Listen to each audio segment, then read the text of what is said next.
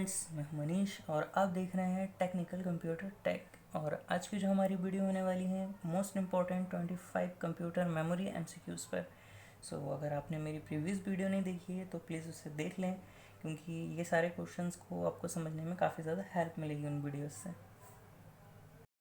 First question friend हमारा, C D रोम का पूर्ण रूप क्या होता है। मीन्स सी डी रोम का फुल फॉर्म क्या है। Code disk read only memory, compact disc read only memory, स्केलेट डिस्क रीड ओनली मेमोरी, या उपरोक्त में से कोई नहीं। फ्रेंड्स, सी डी रोम का जो फुल फॉर्म होता है वो हमारा होता है compact disc read only memory.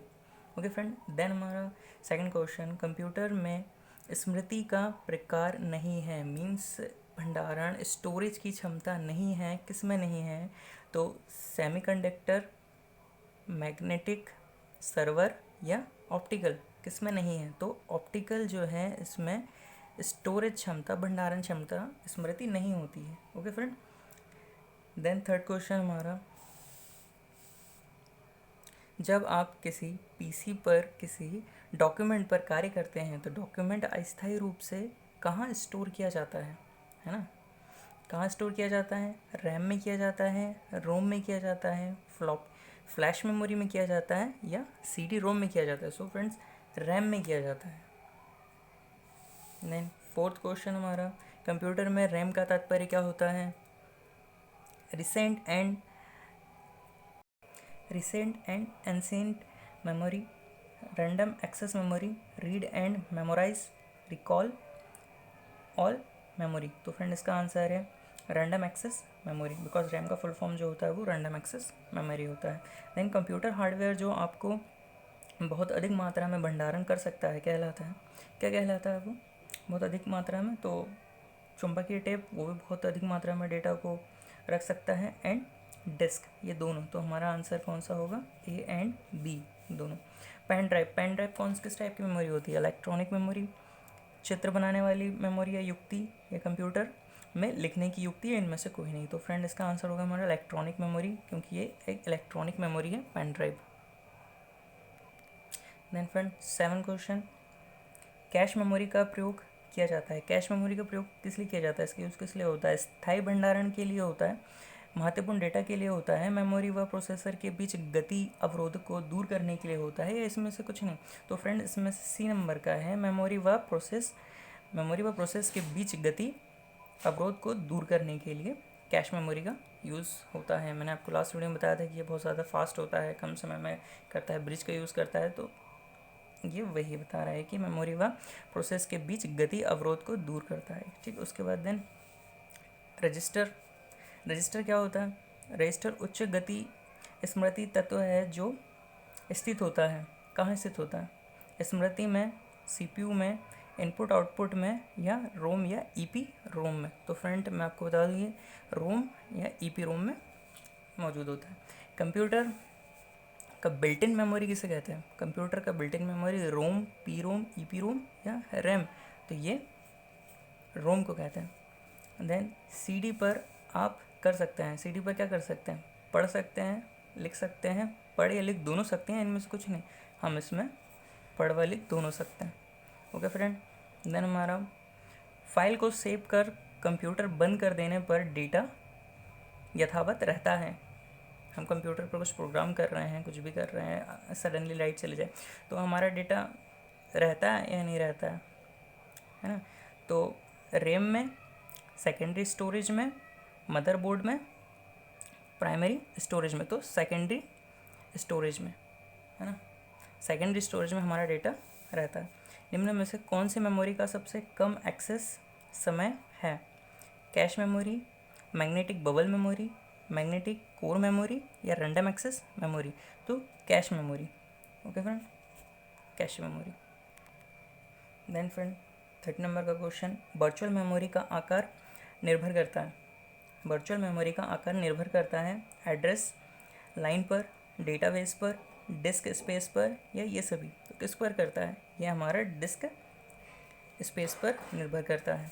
Okay friend, इसमें से सबसे तेज़ मेमोरी है CD ROM, RAM, register, cache. इनमें से सबसे तेज़ मेमोरी कौन सी है? तो आप सभी को पता है कैशे मेमोरी है, सबसे तेज़ है, एंड रजिस्टर। ओके फ्रेंड, तो हम रजिस्टर को लगाएंगे, रजिस्टर सबसे तेज है, देन कैश है। CDRW का पूर्ण रूप क्या होता है? Compact drum read write, compact diskette read write, compact disc read only the write then write, compact disc read write. So friend, इसका फुल फॉर्म होता है compact disc read write memory. Then वह मेमोरी डेटा मेमोरी में निर्माण के समय ही record किया जाता है और उसे प्रयोक्ता परिवर्तित या मिटा नहीं सकता। वह कौन सी मेमोरी है? सो फ्रेंड, केवल मेमोरी, केवल राइट, केवल रन या केवल रीड? तो सिर्फ इसका क्या आंसर होगा? केवल रीड, ओनली रीड कर सकता है उसे।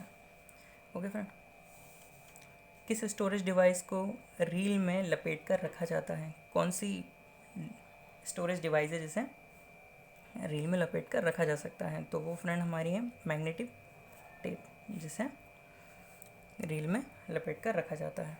ओके फ्रेंड, देन 8 नंबर का क्वेश्चन, मेमोरी निम्न में से किसका समूह है? तारों का समूह है, सेल का समूह है, या सर्किट का समूह है, या उपरोक्त में से सभी? तो ये सेल्स का समूह होता है, क्योंकि डेटा जो है वो सेल्स के फॉर्म में होता है, छोटे छोटे। 19 नंबर का क्वेश्चन, प्राइमरी मेमोरी निम्न में से क्या जाना जाता है? ठीक है, प्रोग्राम, डेटा, रिजल्ट या उपरोक्त सभी? प्राइमरी मेमोरी निम्न में से क्या जमा करता है? तो ये सब कुछ करता है, प्रोग्राम भी करता है, डेटा को भी करता है, रिजल्ट्स को भी करता है, सब कुछ स्टोर करता है, इसलिए इसे उपरोक्त सभी लगाएंगे। कौन सी रैम को बार बार रिफ़्रेश करने की आवश्यकता होती है? कौन सी रैम है जिसे बार बार रिफ़्रेश करने की आवश्यकता पड़ती है? तो वो डी रैम है, जिसे बार बार रिफ़्रेश करना पड़ता है। देन निम्न में से कौन सी मेमोरी, किस मेमोरी की सूचनाओं को अल्ट्रावाइट किरणों डालकर साफ़ किया जाता है?